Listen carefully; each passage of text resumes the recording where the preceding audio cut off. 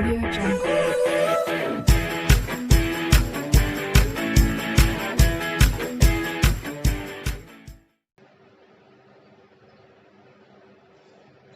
So now students, today I am going to start mental mathematics chapter 2 fractions and decimals,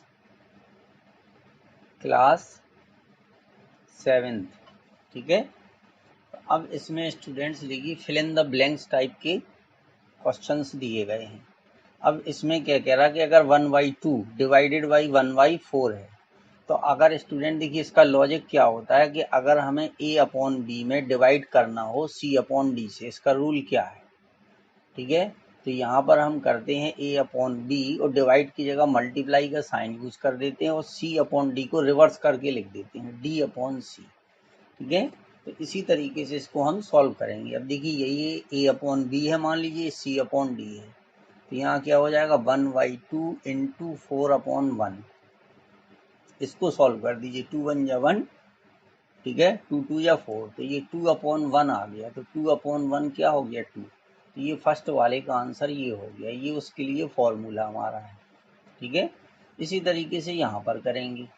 ठीक है, अब यहाँ पर देखिए क्या है, बॉड मास रूल अप्लाई होगा।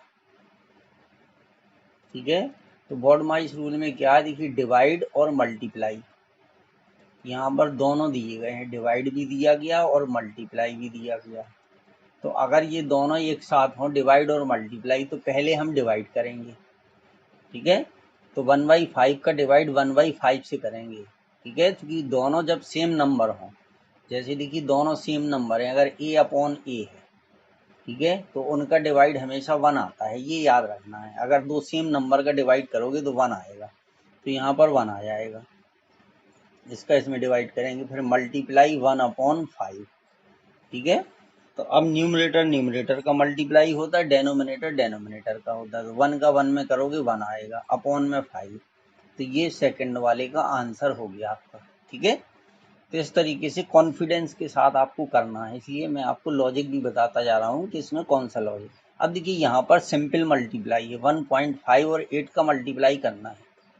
ठीक है, तो 8 5 जा 44 कैरी आई, 8 1 जा 8 और 4 ये हो गया 120। अब एक डिजिट के बाद यहाँ डेसिमल है, तो यहाँ भी एक डिजिट के बाद डेसिमल लगा दीजिए, तो इसका आंसर कितना हो जाएगा, 12 हो जाएगा। ठीक है, चलिए नेक्स्ट देखते हैं। अब देखिए ये मल्टीप्लाई वाले हैं, सब फिल इन द ब्लैंक्स के हैं। अब 0.7 और 10 का मल्टीप्लाई करना है। ठीक है, तो देखिए आप 7 और 10 का मल्टीप्लाई कर दीजिए, तो ये आ जाएगा 70।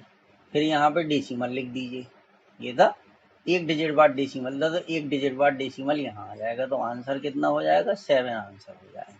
ठीक है, इसी तरीके से 7 इंटू 100 का मल्टीप्लाई कर दीजिए, कितना हो गया 700 हो गया। अब यहाँ पर आप डेसिमल लगा दीजिए, तो एक डिजिट बाद डेसिमल यहाँ है, तो एक डिजिट बाद डेसिमल यहाँ लगा दीजिए, तो 70 आंसर हो गया। ठीक है, इसी तरीके से इसका है, देखिए 94, तो 947 का मल्टीप्लाई 10 में कर दीजिए, तो 9470 आएगा, फिर यहाँ डेसिमल लिख दीजिए। अब यहाँ पे एक डिजिट बाद डेसिमल है, तो एक डिजिट बाद डेसिमल यहाँ आ जाएगा, तो 947 आंसर आ जाएगा। ठीक है, इस तरीके से भी आप कर सकते हैं, या आपको इससे बेटर आता है तो आप वो भी लिख सकते हो। अब देखिए डिवाइड का रूल क्या है, अगर किसी नंबर को 10 से डिवाइड करें तो उसमें एक डिजिट बाद डेसिमल आता है, उसका रीजन क्या है स्टूडेंट, 1/10 की वैल्यू क्या होती है, 0.1 होती है। ठीक है, तो अगर हम 2/10 की वैल्यू देखें तो 0.2 होगी, अगर हम 3/10 की वैल्यू देखें तो 0.3 होगी, अगर हम 15/10 की वैल्यू देखें तो ये 1.5 होगी। ये आपको समझाने के लिए बताया गया। ठीक है, तो अगर 10 से किसी में डिवाइड करेंगे तो एक डिजिट के बाद डेसिमल लगेगा। अब अगर उसमें पहले से डेसिमल है, ठीक है, जैसे ये है मान लीजिए 0.1 है, अब अगर हम इसको 10 से डिवाइड करेंगे तो एक डिजिट और आ जाएगा, 0.01 आ जाएगा। ठीक है, 0.01 आ जाएगा, क्योंकि एक डिजिट इसमें पहले लगा था, एक डिजिट के बाद डेसिमल, अब 10 से डिवाइड किया तो एक डिजिट और हमें लेफ्ट साइड जाना पड़ेगा। 10 से डिवाइड करने में लेफ्ट साइड में डेसिमल लगता है, अगर 10 है तो एक डिजिट के बाद, और अगर 100 है तो 2 डिजिट के बाद, तो इसलिए इसका क्या होगा 0.7 आएगा। अब इसमें एक डिजिट बाद लगा है, तो ये डेसिमल एक डिजिट और लेफ्ट साइड में रिप्लेस होगा, तो ये आ जाएगा 0.07। ठीक है। अब देखिए 395 अपॉन 100 है, तो अगर किसी नंबर में 100 से डिवाइड करोगे, जैसे 2/100 लिखा है, ठीक है, तो 2 डिजिट बाद डेसिमल लगेगा, तो 1 डिजिट तो लिखा है तो इसलिए 0 लिख देते, तो ये आएगा 0.02। तो इसलिए ये क्या हो जाएगा 3.95 आ जाएगा। ठीक है, ये इस तरीके के इनके आंसर आएंगे आपके। ठीक है, तो ये 4th 5th हो गया। अब चलिए देखिए 6 में क्या है। अब 1000 से डिवाइड करना है, तो 3 डिजिट के बाद डेसिमल लग जाएगा। अगर किसी भी नंबर को देखिए ये 3756 और इसको अगर हम 1000 से डिवाइड करेंगे तो इसमें 3 डिजिट के बाद डेसिमल लगा देंगे, यही इसका आंसर हो जाएगा। ये हो जाएगा 3.756। यहाँ 1000 है, देखिए 2987 अपॉन, ओ सॉरी मल्टीप्लाई, डिवाइड नहीं है। ठीक है, वो डिवाइड के क्वेश्चन लगाते लगाते वही माइंड में घुस गया। ठीक है, अब ये है 2.987 इंटू 1000। ठीक है, तो 7 वाले में क्या करेंगे, 2987 इंटू 1000 का मल्टीप्लाई कर दीजिए। तो अगर किसी नंबर का, ठीक है, हम 1 के बाद अगर उसमें 00 लिखे हैं तो उस नंबर को हम वैसे ही लिख देते, मल्टीप्लाई करने की जरूरत नहीं होती, वो जितने 0 यहाँ पर हैं उतने 0 लगा देते, जबकि यहाँ पर 1 दिया गया। ठीक है, अब चूंकि इसमें देखिए 3 डिजिट ये डेसिमल लगा था, 3 डिजिट बाद डेसिमल था, तो 3 डिजिट बाद डेसिमल यहाँ लगा देंगे। ठीक है, तो आंसर कितना आ जाएगा 2987। यानी डिवाइड करने में डेसिमल जो है वो लेफ्ट साइड में रिप्लेस होता है। ठीक है, और अगर हम 1000 से मल्टीप्लाई करेंगे तो डेसिमल, अगर उसमें 1000 है तो डेसिमल, यानी अगर 3 जीरो है उस नंबर में, तो डेसिमल जो है 3 डिजिट राइट साइड में रिप्लेस होगा। किस साइड में रिप्लेस होगा, राइट साइड में। ठीक है, अब देखिए जैसे 8 वाला है, तो ये हम 24 और 30 का मल्टीप्लाई कर देंगे। ठीक है, तो 0 ऐसे ही आ जाएगा, 3 4 जा 12, 3 दूनी 6 1 7, तो ये 720 आया। अब चूंकि इसमें देखिए 0.24 था, तो इसमें 1 2 डिजिट के बाद डेसिमल लगा, तो 2 डिजिट के बाद डेसिमल यहाँ लगा दीजिए, तो कितना आंसर हो गया 7.2 आ गया। ठीक है, तो ये हमारा 678 था। ठीक है, ये आ गया हमारा। अब देखिए 9 वाला क्वेश्चन ये यहाँ पर दिया है। ठीक है, ये हमारा, अब 9 वाले में क्या है देखिए, अब 9 वाले में हमें फिल इन द ब्लैंक्स यहाँ भी करना है। अब इसमें क्या किया गया, 709 है। ठीक है, 9 का ए, तो अब देखिए वो कह रहा है कि 709 में हम किस नंबर से डिवाइड करें कि ये 3 डिजिट के बाद डेसिमल आएगा। तो 3 डिजिट के बाद डेसिमल लगाने के लिए हमें 1000 से डिवाइड करना पड़ेगा, तो कितना आ जाएगा 0.709, ये आ जाएगा। तो इसलिए यहाँ पर कितना हो जाएगा 1000 हो जाएगा। ठीक है, अब देखिए बी वाले में क्या होगा, यहाँ पर 2 डिजिट के बाद डेसिमल है और यहाँ पर 3 डिजिट के बाद डेसिमल है। ठीक है, तो इसका मतलब है कि डेसिमल यहाँ पर इस वाले नंबर में डेसिमल कितना है, 1 डिजिट लेफ्ट साइड में रिप्लेस हुआ। तो अगर 63.29 में हम 10 से डिवाइड कर दें तो ये डेसिमल 1 डिजिट लेफ्ट में रिप्लेस हो जाएगा, तो 6.329 आएगा। कितना आ जाएगा, तो यहाँ पर कितना आएगा 10 आएगा। ठीक है, फिर यहाँ पर है, ठीक है, ये कह रहा है कि सी में यहाँ पर ब्लैंक है। ठीक है, और यहाँ पर 4.367 लिखा है। ठीक है, तो यानी अगर यहाँ पर कोई नंबर लिखा था और उसमें हमने 100 से डिवाइड किया तो 2 डिजिट के बाद डेसिमल रिप्लेस हो गया। देखिए यहाँ पर क्या था, जैसे ये है 4376। ठीक है, इसमें 3 डिजिट तक हमें डेसिमल लगा है। ठीक है, ये यहाँ पर जो आंसर है वो इस तरीके से लिखा है, तो इसका मतलब ये हो गया कि, और डिवाइड करना है हमें 100 से। ठीक है, और डेसिमल कितने 3 डिजिट बाद, तो इसका मतलब है यहाँ पे 437.6 लिखा होगा, 437.6 लिखा होगा। अब चूंकि अगर 100 से डिवाइड करेंगे तो ये डेसिमल 2 डिजिट लेफ्ट में रिप्लेस हो जाएगा, तो ये 4.376 आ जाएगा। तो यहाँ पर 4.376। ठीक है, अच्छा दूसरा तरीका क्या हो सकता था, अगर मान लीजिए हमें नहीं पता कि यहाँ पर क्या आएगा, तो हम इसको ऐसे लिख सकते कि x डिवाइड 100 हमने यहाँ मान लिया x लिखा है, तो 4.376, ठीक है, ये हो गया, हमें नहीं पता, ठीक है। मान लीजिए आपको इस तरीके से भी उस क्वेश्चन को सी को कर सकते हैं, 9 के सी को हम इस तरीके से भी कर सकते हैं। तो x डिवाइडेड बाई 100 को हम लिख सकते हैं x अपॉन 100, 4.376। तो x इजुकल टू क्या होगा, क्रॉस मल्टीप्लिकेशन आप करोगे यहाँ पर, ठीक है, तो जब करोगे तो कितना आएगा, 437.6 आएगा, ठीक है। यहाँ पर हमने गलत लिख दिया, ये यहाँ पर आएगा 437, ठीक है, ये सही लिखा था यहाँ पर, वो गलती से लिख दिया, ठीक है। तो ये आ गया 437.6। तो इस तरीके से 9 की सी को हम इस तरीके से भी कर सकते थे, या किसी को भी इस तरीके से कर सकते हैं, ठीक है। जो नंबर हमें नहीं पता वहां पे हम x को प्लेस करके और उसकी वैल्यू को हम फाइंड कर सकते हैं, अगर आप ऐसे नहीं कर पाते हैं, ठीक है। अब देखिए 10, अब हमें रेसिप्रोकल फाइंड करना है। तो देखिए किसी का भी रेसिप्रोकल फाइंड करने के लिए हम यहाँ पे एक जनरल फॉर्मूला लिख के दे रहे कि रेसिप्रोकल ऑफ एक्स, ठीक है, इज 1 अपॉन एक्स, या यहाँ पर हम लिख सकते, देखिए reciprocal of x upon y is y upon x. Reciprocal निकालने के लिए उसको रिवर्स कर देते हैं हम, क्या कर देते, रिवर्स कर देते। तो देखिए 5/3 का जो रेसिप्रोकल है वो आ जाएगा 3/5।